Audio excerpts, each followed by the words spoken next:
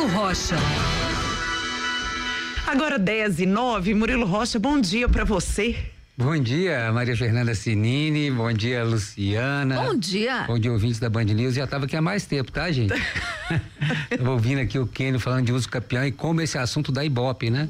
Todo mundo fica curioso aí para saber se pode se beneficiar do uso capião ou se pode ser vítima, né, do uso capião, né? Então, o Kênio explicou bem aí a legislação em caso de até uso capião urbano, né? Até de apartamento, interessante aí, a legislação tem que ficar atento, gente. Se você está na situação aí, né, de ser beneficiado ou ser talvez vítima aí de uso capião, tem que ficar atento à legislação e foi muito bom.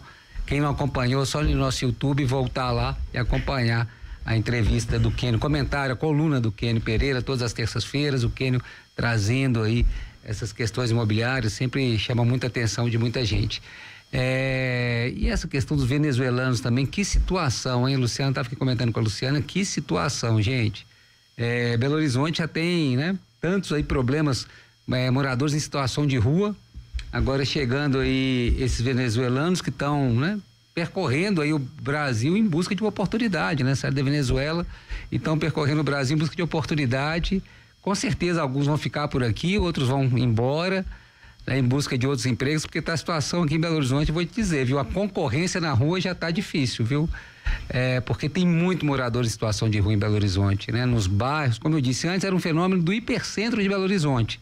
Depois vamos dizer para a região centro-sul. E hoje é um problema de toda a Belo Horizonte. Lá no meu bairro tem uma senhorinha lá, perto da minha casa, tá dormindo todos esses dias frios. Todos os dias dorme na rua, coitado. O pessoal dá, né, coberta, colchão, enfim, mas todos os dias está exposta lá na rua dormindo. Ou seja, os venezuelanos vão encontrar concorrência até na rua, porque são muitos os moradores em situação de rua em Belo Horizonte, como em quase todas as capitais do país. Mas é muito triste, né? A prefeitura tentando aí dar sua solução, dar um abrigo aí temporário para essas pessoas, mas é complicado, né? Porque ela tem que atender também a população já de Belo Horizonte, que já demanda muito por esse serviço, né? É um serviço que já tem alta demanda, nessa assistência social de pessoas em situação de rua em Belo Horizonte, já é muito demandada, agora ainda com uma carga maior aí de, né, essa questão migratória de venezuelanos aqui em Belo Horizonte, em busca aí de um emprego, de uma moradia, enfim, de uma condição de vida minimamente digna. Acho que esse é um assunto importante, a gente vai acompanhar por aqui. Queria trazer outros dois temas. Outro que tem me preocupado bastante é a questão da greve dos professores, que persiste. Amanhã tem uma rodada de negociação mediada aí pelo Tribunal de Justiça e a gente espera que se chegue a um meio termo, né? Você ouve a prefeitura, você entende aí em certa parte a razão da prefeitura. Agora você escuta os professores, você entende muito também a situação dos professores, né? Ontem a Vanessa Portugal concedeu uma entrevista, mais uma, ela tem falado sempre com a Band, ela concedeu uma entrevista no programa Brasil Gente Minas e ela expondo as razões, né, dos professores aí, lembrando que o salário de entrada de um professor da rede municipal de Belo Horizonte, carga de 22 horas e meia, é R$3.400, valor bruto, segundo ela dá um valor líquido de R$2.900, claro, esse é o salário de entrada, né? Entra para quem acabou de entrar passou no concurso, é professor e tal, depois tem aquela questão de títulos, né? E tempo de serviço, aí vai tendo aí o aumento do valor do salário. Mas ela falando da dificuldade, né? E da questão da perda salarial ao longo dos anos dos professores de Belo Horizonte. Então você dá razão quando você escuta a Luciana, que fez a entrevista ao vivo ontem, né? Durante o Brasil Gente Minas, era na porta da prefeitura, né, Luciana? Sim, na porta da prefeitura. Ontem eles se manifestaram na entrada de trás ali da rua Goiás. Na rua Goiás, exatamente. Foi uma entrevista que eu achei muito interessante, onde ela expõe o lado dos professores. O William questionou muito bem, o William Travasso, nosso apresentador, questionou, a Luciana também fez as perguntas ali muito assertivas e a Vanessa Portugal, que representa o sindicato aí dos professores municipais, ela explicando, né? A prefeitura também alega seus motivos, ou seja, todo mundo vai ter que ceder um pouco, gente, não tem jeito, vai ter que sentar nessa mesma negociação amanhã e ceder, né? Não adianta a prefeitura também radicalizar, cortar pontos, né? Que os professores estão falando, se cortar pontos, eles não vão repor as aulas, né? Ou seja, se essa briga continuar dessa forma, os maiores prejudicados são os alunos e pais de alunos, muitos deles que recorrem à prefeitura, né, à educação municipal, justamente porque não tem condição de pagar, né? Hoje as EMEIs, né, são usadas não só...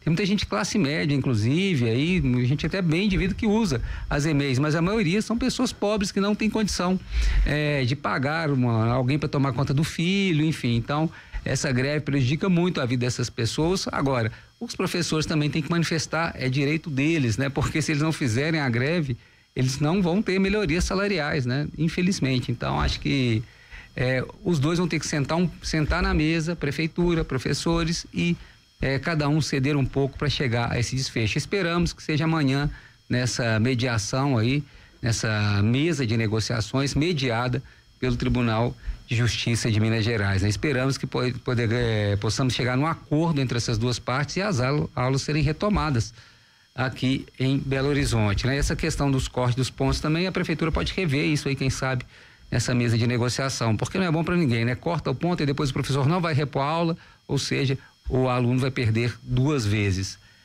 Para finalizar, outro assunto agora diz respeito ao governo estadual. O governo estadual, ontem era o último dia para o governo estadual informar ao governo federal sobre a questão dos créditos que podem ser abatidos na dívida de Minas, ou seja, são créditos, a maioria deles previdenciários, que o Estado teria direito de receber.